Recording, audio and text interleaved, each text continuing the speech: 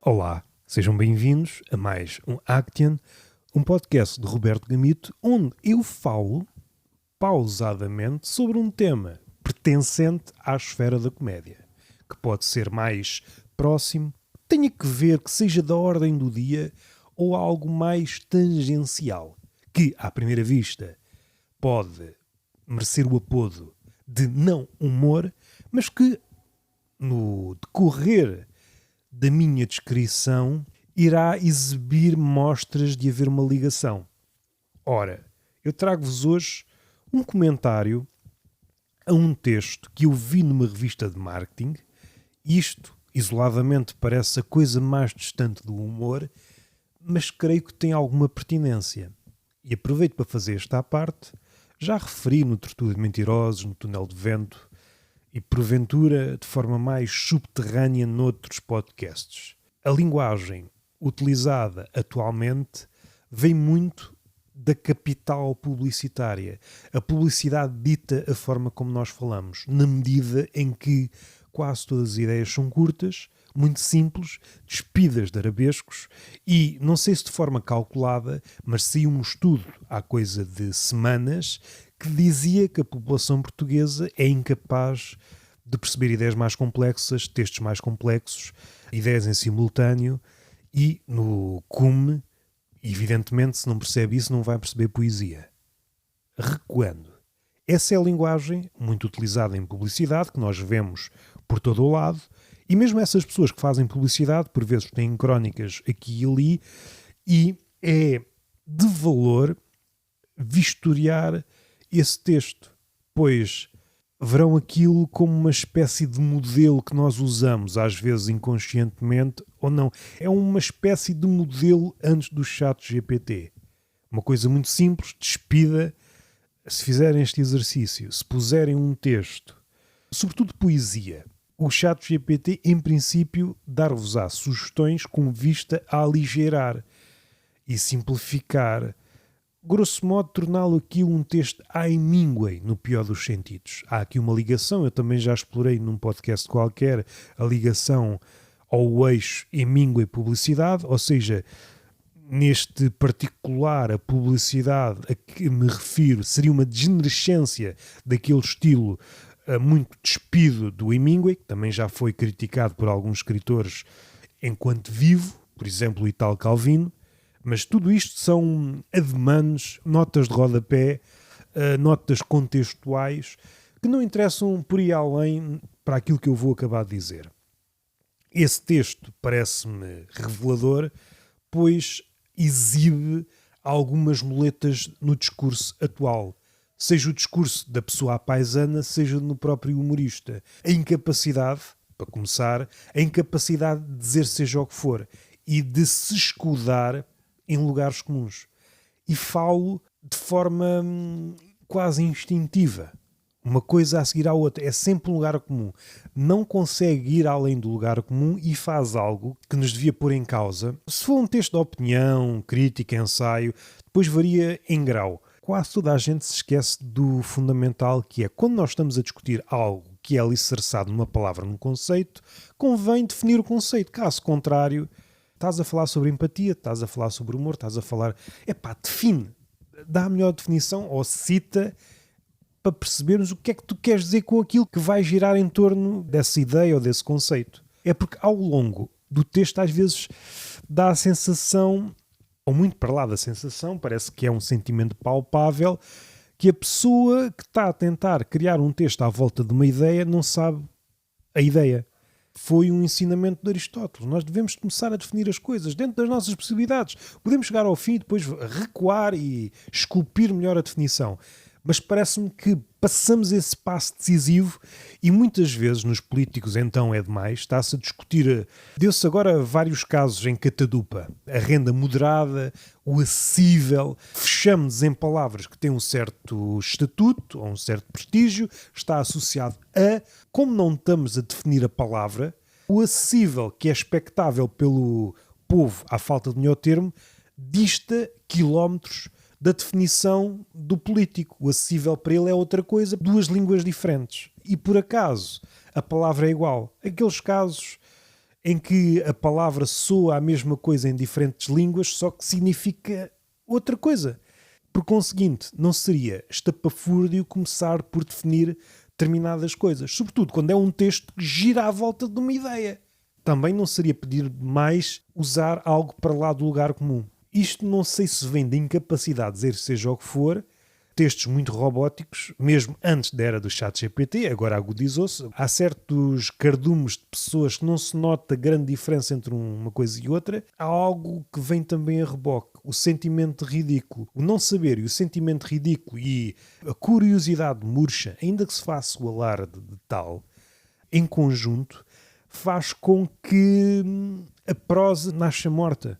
A prosa é um nado morto na boca e na mão e na pena dessas pessoas. Não se vê nada. Mesmo que fosse um equívoco, retirávamos vida. Conseguíamos trasladar aquilo, passa a brincadeira linguística, dado que estamos a falar de vida, para outra coisa. Merecia a nossa profanação, supondo que já estava morta. Assim não merece nada. A observação é sinónimo de enfado. Não há nada, a pessoa acha que se protege do ridículo utilizando o lugar comum, como toda a gente está a utilizar o lugar comum. Ninguém vai além do lugar comum. Ora, isto foi um prefácio, agora vamos um bocadinho para coisas que eu vi nesse artigo. Apontamentos que eu tirei desse artigo. Uma crónica pequenina. O à vontade com que se pontuam lugares comuns, vulgo clichês, com exclamações. Parece-me condescendente. Está a dizer coisa mais o óbvio ululante e, como se isso não bastasse, pontua com um ou vários pontos de exclamação. Como se dissesse Eureka, mas o que é Eureka? É o que a gente já sabia todos, ok. Este Arquimedes, este pseudo-Arquimedes, merecia uma crítica à altura. Não precisas de pontuar, não precisas de exclamar terra à vista, porque nós já estamos todos nessa terra. Este é um ponto. É uma variante de algo que eu tentei definir há uns episódios valentes no Túnel de Vento, que era a epifania do burguês. E está a aparecer com alguma recorrência naquele estilo de podcast, tal como este, podcast a solo, de um comediante que está bem na vida. Ele tem epifanias à burguês. Tem uma epifania e, como ele vive isolado na bolha, não se dá conta que toda a gente sabe. Está a exclamar uma obviedade. É mesmo um traço revelador do quão está afastado do mundo. Epifania de classe alta. O que é que ele está a demonstrar ao exclamar o óbvio ululante? Ele foi o último a saber da realidade. É o último a saber. É um encornado. Foi encornado pela realidade e foi o último a saber.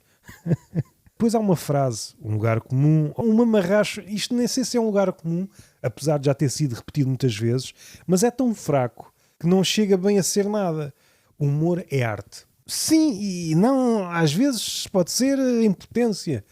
Mais à frente, na mesma frase, acho eu, saber ler para além do óbvio. No campeonato do elogio, mas também não se compromete muito, coisas que podíamos dizer a qualquer arte. Parece que só temos duas formas de andar nisto, ou o óbvio ou o estranho. Sairmos do lugar comum. Entramos no estranho e a publicidade não quer isto. O que é que mudou, parece-me, entretanto?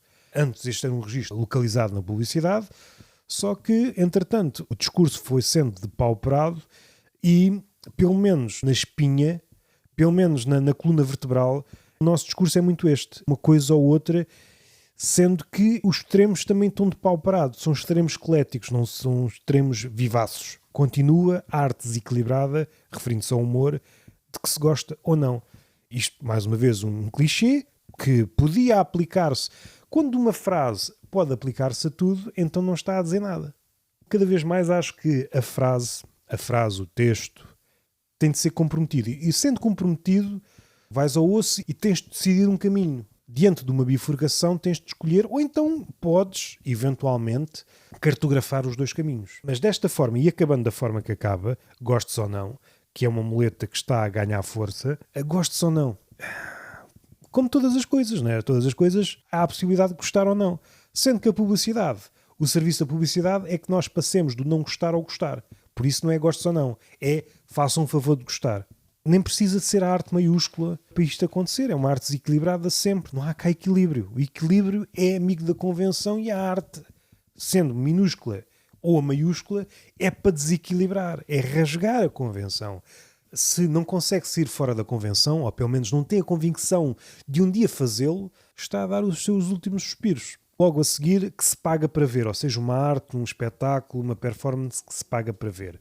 No meio deste rol de lugares comuns, o humor é uma arte desequilibrada, gostes ou não, podemos gostar ou não, e que se paga para ver. Parece aqueles ativistas há uns anos no Twitter que o humorista faz piadas sobre sexo, logo é mentecapto. Este parkour intelectual. Mas é um parkour intelectual alicerçado em lugares comuns. Cada vez que salta, bate num lugar comum. Parece que é um grande espalhafato a dar grandes saltos, mas em redor dele está tudo almofadado. Não há perigo nenhum. Não há perigo nenhum, minha querida. Mais à frente, envereda por caminhos, não é um caminhos de Portugal, mas caminhos mais densos, sendo que fica-se também sempre pela rama. Associa o amor à resistência, mas fica-se por aí, pois também não calha bem no editorial de uma revista de marketing, só faltava, não é? De repente era de esquerda. Isso é a mesma coisa que uma ministra de Ambiente de direita, não é? Ou é uma coisa ou é outra. Muitas vezes para desmontar estas ideias que parecem certeiras. Há ideias destas que nós ouvimos bastas vezes e precisamos de pôr em slow motion para perceber a sua ineficácia. Um estratagema fácil é perceber se o contrário faz ou não sentido. E neste caso faz sentido. Neste caso desmonta logo. Resistência como um qualificativo da arte. Como se houvesse arte submissa. A arte submissa é uma paródia caquética, não é uma contradição em termos. Como há pouco disse, uma contradição em termos, tipo Ministra do Ambiente de direita. Parece-me que o riso atualmente tem-nos servido para pouco. Faço esta pergunta, que hei de fazer noutros podcasts e hei de explorar mais, se o riso atualmente serve como catarse coletiva. Não esquecendo que vivemos numa sociedade atomizada e o coletivo a existir é uma farsa. Facilmente se quebra. As ligações são muito fracas. A nossa molécula, a molécula sociedade, é muito fraca. Nós dissociamos-nos à temperatura ambiente. Não precisamos ter o rabo debaixo da lamparina. Sendo assim, o riso não sei se tem um papel... O riso, que nunca pôde muito, parece-me que ainda pode menos atualmente. Pois refere-se. É puxado os galões, vamos dar um exemplo, deixem-me ser malandrinha. Deixem-me ser malandrinha. Ela começa, para dar-vos aqui um contexto, começa a fazer referência ao caso da Joana Marques dos Anjos. Fala do valor, porque só conseguimos falar de valores. Essa diatribe, o amor, a arte desequilibrada, gostos ou não, resistência. E depois dá o exemplo do preservativo no nariz do Júlio Isidro, perdão, do João Paulo II, que foi censurado. Como é que podemos sumariar? Em Portugal, ao contrário daquilo que somos imediatamente impelidos a dizer, há uma inclinação para a censura. Facilmente ativamos, quem tem esse poder, os mecanismos da censura. O Montenegro, mais recentemente, foi partidário dessas práticas. A partir do momento que a entidade da transparência, mas só o que eu quero mostrar, que é uma transparência a Montenegro, uma transparência à direita. É preciso fazer a diferença, uma transparência à esquerda e uma transparência à direita.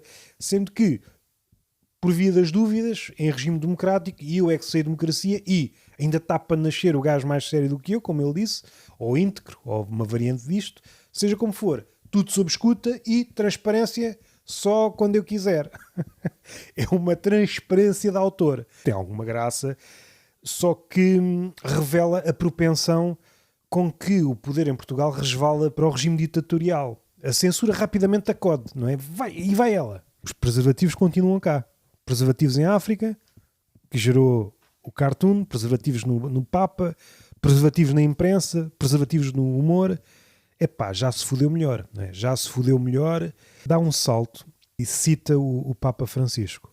Eu estou em crer quando citamos o Papa Francisco, com o fito de solidificarmos as nossas magras certezas em relação ao humor, parece-me que está tudo perdido. A comédia é a iconoclastia. Nós não podemos estar à espera que do outro lado a Igreja, como grande símbolo dos agelastas, quer dizer que estamos a pedir permissão à grande escola dos censores. E depois acaba com dois lugares comuns, mas em aberto, mais uma vez, para não se comprometer, comédia, remédio à arte. Bom, a arte parece-me que sim, maiúscula ou minúscula, parece-me que sim, ou então nem uma nem outra. A comédia, tal como todas as artes, é um bicho desagrilhoado de convenções. É um bicho desagrilhoado das convenções que ensina encalhando o fogo ao homem. É quadro e legenda, fonte e urinol. Agora tentem pô-la no museu se ela estiver viva. Vão ficar sem as mãos quando lhe jogarem as unhas. Novas vozes, dizem. Falem mais. Mais uma vez em aberto. Está a pintar o futuro com cores alegres, só que, ao não especificar, cai na armadilha de novas vozes, mas também não me quer comprometer. Terreno fértil para marcas, termina mais à frente. Ora, se é terreno fértil para marcas, aquilo que disse anteriormente, como sendo uma tradição de resistência, apaga um bocado, não é? Apaga um bocado, não há... Parece-me incompatível. As marcas são mais necrófagos dessa cadavérica possibilidade. Depois, mais à frente, o que eu queria dizer é o humor como gerador da empatia. É gerador. O humorista podia alcunhar-se de o operário da empatia. Não há nenhum texto em que a palavra empatia não exista. E juntar empatia com terreno fértil para as marcas, não simpatizo. Não simpatizo. Geradores de empatia. Eu não sou humorista, eu não sou um operário da empatia, sou um estagiário da empatia.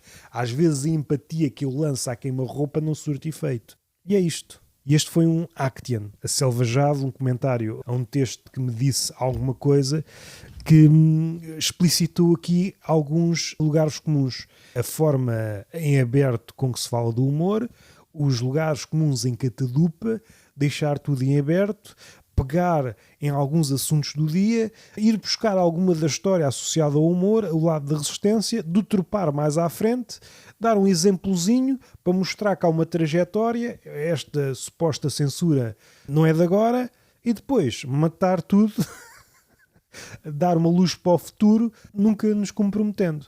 No fundo, não se esqueçam que é empatia, mas não se esqueçam, acima de tudo, que é para fazer dinheiro. Está bem? E é isto. Minhas damas, meus cavalheiros e algoritmos presentes aqui e nas redes sociais. Até ao próximo Actian. Mas nunca se esqueçam, o riso liberta a energia psíquica reprimida, como disse Freud. E se o riso perdeu o lado catártico, das duas uma, ou o riso em si está a perder, e por arrasto a comédia está a perder força, ou nós temos demasiada energia psíquica para libertar. Não sei qual das duas hipóteses é mais plausível. Até ao próximo Actian.